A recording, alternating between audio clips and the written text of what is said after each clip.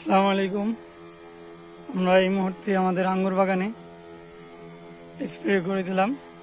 প্রত্যেকটা পাতা খুব সুন্দরভাবে ভিজিয়ে দিয়েছি যাতে কোনো অংশ বাদ না থাকে।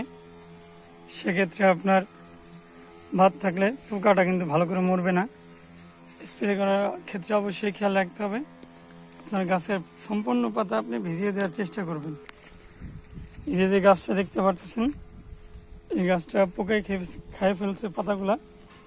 তো এটা এক ধরনের পোকা আছে, সন্ধ্যার পরে আসে বা রাত্রে আসে, অনেকটা ড্রোনের মতো এই পোকাটা, গোল লাল। তো এই পোকার জন্য বিশেষ করে সন্ধ্যার পরে বা বিকালবেলা স্প্রে করলে খুব ভালো সমাধান পাওয়া যায়। আমাদের অনেক বড় বাগান, যেহেতু সম্ভব না আসলে বিকালে স্প্রে করা, তাই আমরা সকালে বাধ্য হয়ে স্প্রে করতে হবে। এই বর্ষা মাথায় নিয়েও টেনশন নিয়ে স্প্রে